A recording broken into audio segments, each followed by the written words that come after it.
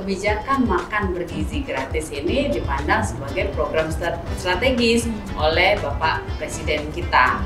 SPPG di Provinsi Bengkulu sekarang itu sudah ada 81 dan satu berhenti operasional.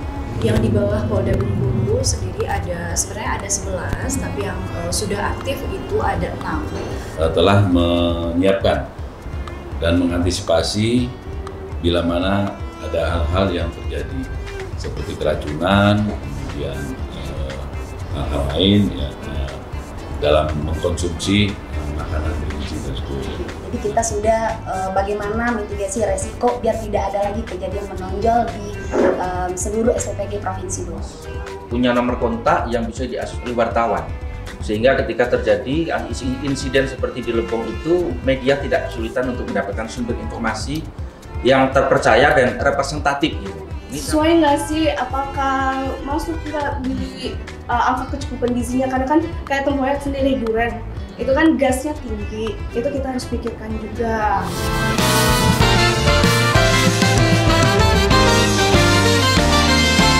Dalam rangka mendukung program nasional makan bergizi gratis yang digagas Presiden Prabowo Subianto, Polda Bengkulu menggelar talk show inspiratif bertema sinergitas menyukseskan program makan bergizi gratis.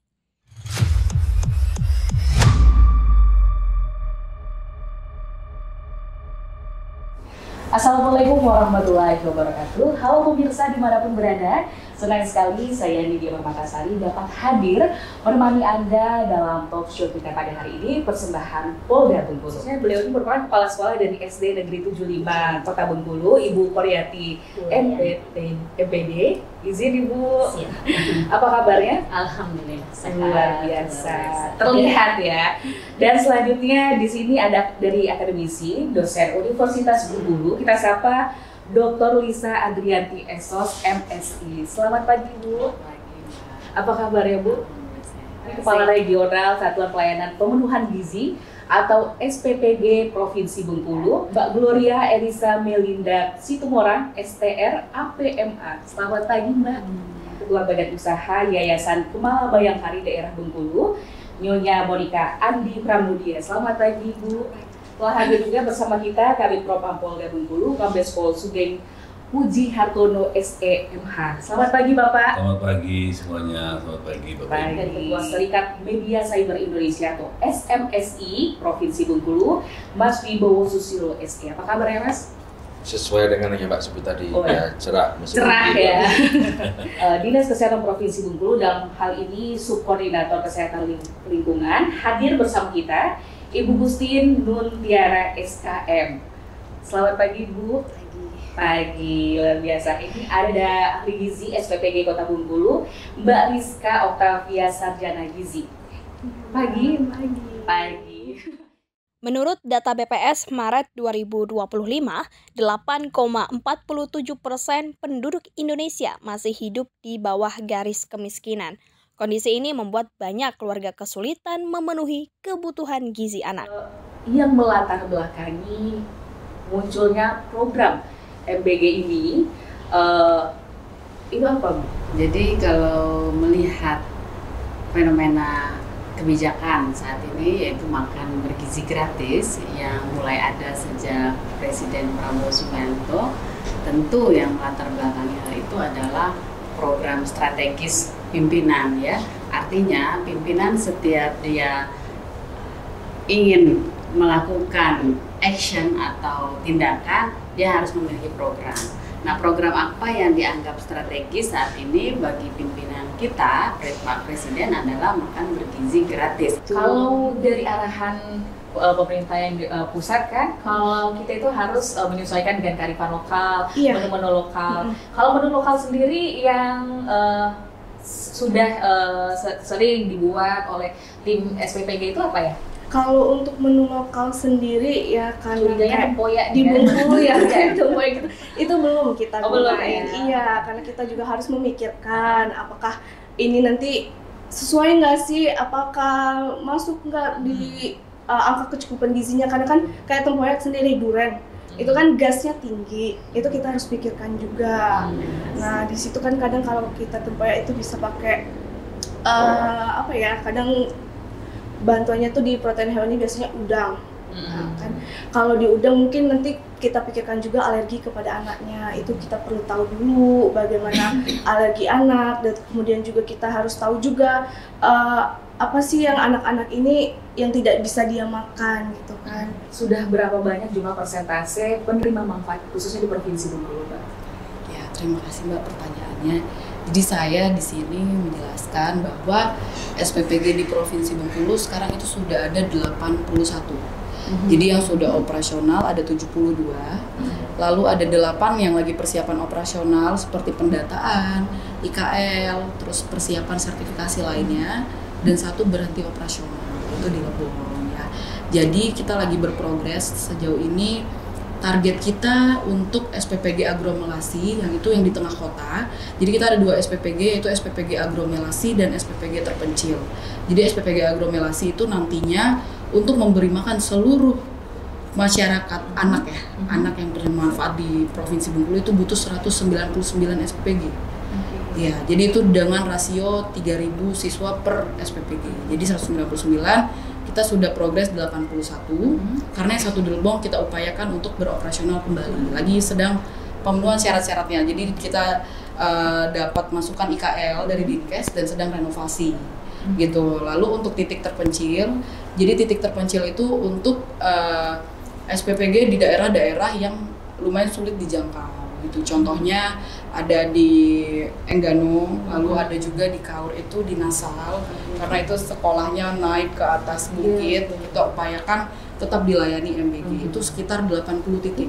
Untuk memastikan supaya tidak ada celah pada aspek keamanan pangan ini seperti apa bentuknya, mungkin ada sistem mitigasi risiko yang jika ada kejadian yang sudah disiapkan oleh pihak Polda, mungkin bisa diceritakan Pak Sugeng? Ya, baik. Terkait dengan kejadian di wilayah Polres Lebong waktu itu ada kurang lebih korbannya sekitar 400-an lebih. Terkait dengan itu kami dari Polda khususnya telah menyiapkan dan mengantisipasi bila mana ada hal-hal yang terjadi seperti keracunan, kemudian hal lain ya, dalam mengkonsumsi makanan bergizi tersebut. Nah, kami juga bekerja sama dengan Dinas Kesehatan bila mana dari kami masih kurang dalam proses memberikan pelayanan terkait dengan kesehatan. Kalau dari yayasan sendiri, Bu, soalnya kemarin kalau dia dengar cerita Ibu, ini kalau kita itu jadi kepikiran ya Bu ya, apalagi untuk makanan anak-anak ya, jangan sampai ini bermasalah seperti itu. Kalau dari yayasan sendiri itu sistemnya gimana yang dilakukan Bu? Oke, jadi benar seperti yang Bu Gloria sampaikan, kita itu ada checklistnya, ada SOP yang harus dilaksanakan. Jadi kami ada perwakilan dari yayasan yang setiap hari standby di sana bertugas untuk mengecek seluruh teknis di lapangan yang dilakukan apakah sudah sesuai SOP atau belum. Jadi dari mulai barang masuk kami dibantu juga oleh Dokes Bangunan Izin. Dari Dokes akan cek ini barang masuk ini apakah layak atau tidak. Setelah itu mulai dari pencucian, masak dan pemorsian dan segala macam itu didampingi terus oleh petugas kami dari Yayasan Kamala Bayangkari di lapangan. Mereka akan bertugas sampai nantinya akan dilakukan security check seperti yang di video tadi, akan dilakukan ada uji nitrit kah, formalin kah dan sebagainya. Apabila makanan dinyatakan tidak layak, kami akan reject di situ dan akan dibuatkan berita acaranya. Itu bersama Dinas Bayangkari, bergabung bersama Dinas membantu Kepala SPPG. Kami di sana membantu Kepala SPPG. Ada nggak sih Bu perubahan perilaku yang sudah didapat setelah program MBG ini Bu dari anak-anaknya? Baik. Assalamualaikum warahmatullahi wabarakatuh. Waalaikumsalam. Kalau kita lihat dari perubahan perilaku, alhamdulillah banyak perubahan perilaku karena latar belakang keluarga siswa kita itu banyak sekali latar belakangnya. Jadi ada beberapa siswa yang sudah kita teliti, sudah kita lihat betul, analisis betul. Ada sekitar tempat kita itu ada kayak 6 siswa yang dulunya jarang ke sekolah, sampai kita home visit itu berkali-kali, setelah datangnya MBG, alhamdulillah. Sejauh ini sudah ada cukup informasi kah yang didapatkan oleh rekan-rekan media? Itu jangan halangi masyarakat untuk tahu, dan tolong permudah akses wartawan atau media untuk memperoleh informasi-informasi guna disampaikan kepada masyarakat luas. Bagaimana strategi ini agar pemberian makanan bergizi gratis ini tidak hanya jadi program bantuan ya, tapi jadi suatu bentuk kebiasaan makanan sehat di kalangan pelajar? Mungkin dari Ibu dari Dinas Kesehatan dulu, mungkin boleh? Boleh. Assalamualaikum warahmatullahi wabarakatuh. Terkait bagaimana Dinas Kesehatan terkait program MBG ini, kita Dinas Kesehatan sangat mendukung program MBG ini untuk apalagi untuk pelajar untuk generasi emas 2045. Kita selalu berkoordinasi dan melakukan pengawasan secara intens terhadap SPPG dan Dinas Kesehatan Kabupaten Kota di wilayah kerja SPPG masing-masing untuk melakukan pengawasan terkait sertifikat layak hygiene sanitasi. Nah, untuk sertifikat layak hygiene sanitasi ini kita melakukan yang pertama pelatihan keamanan pangan siap saji. Yang kedua kita pemeriksaan sampel air dan makanan. Yang ketiga kita melakukan infeksi kesehatan lingkungan, yang mana hasil infeksi kesehatan lingkungan ini minimal hasilnya harus 80% itu memenuhi standar. Nah, itu sudah kita sampaikan semua ke tim SPPG se-Provinsi Bengkulu, termasuk dengan Ibu Monika, kita selalu koordinasi terkait itu. Terima kasih untuk pemirsa yang telah menyimak perbincangan kita pada hari ini. Mudah-mudahan perbincangan ini bisa menambah wawasan dan juga bisa menjadi motivasi untuk diri kita sendiri dan juga untuk orang banyak dalam menyukseskan program untuk mencerdaskan anak bangsa menuju generasi emas 2045. Dan akhirnya saya Nidia Permatasari pamit undur diri. Akhirul kalam, wabillahi taufiq wal hidayah. Wassalamualaikum warahmatullahi wabarakatuh. Sampai jumpa.